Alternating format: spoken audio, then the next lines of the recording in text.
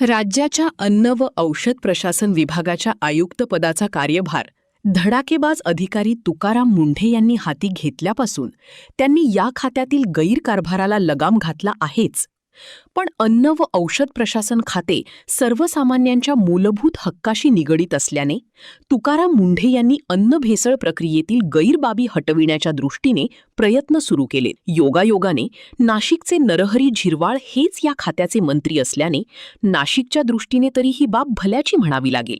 आयुक्त तुकाराम मुंढे यांनीच धडक मोहीम हाती घेतल्याने नामदार नरहरी झिरवाळ हे तरी कशाला मागे राहती. या पार्श्वभूमीवर झिरवाळ यांनी विभागातील अधिकाऱ्यांचा जथ्था सोबत घेऊन नाशिकच्या दूध बाजारात धडक दिली. सकाळी सकाळी थेट मंत्री महोदय आणि अधिकाऱ्यांचा ताफा दत्त म्हणून उपस्थित झाल्याने जुने नाशिक भागातील या दूध बाजारात खळबळ उडाली.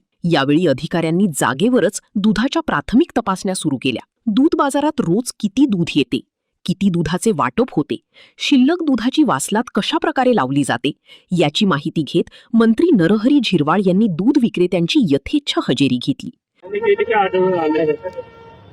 आता इथं आपल्या शालिमारच्या दूध बाजारात जेवढी आपण सॅम्पल घेतली, डेअरी डेव्हलपमेंटची लोक आपल्या बरोबर आहेत, त्यांच्याकडे 9 प्रकारच्या टेस्ट या तात्काळ होत असतात. प्राथमिक अंदाज त्याच्यातून येतो. तर सगळ्या ठिकाणी तसे निगेटिव्ह रिपोर्ट आलेत. याचा अर्थ आज तरी, आजच्या मितीला तरी ह्या दुधात कुठल्याही प्रकारचं इतरत्र भेसळ आढळून आलेलं नाही. ही कार्यवाही पाठीमागे होत होती, फक्त ती मुंबईमध्ये होत होती, नगरमध्ये होत होती. आज नाशिक हे माझं नाशिक आहे, आपलं नाशिक आहे, तिथे आपल्याला तशी जागृती केली पाहिजे.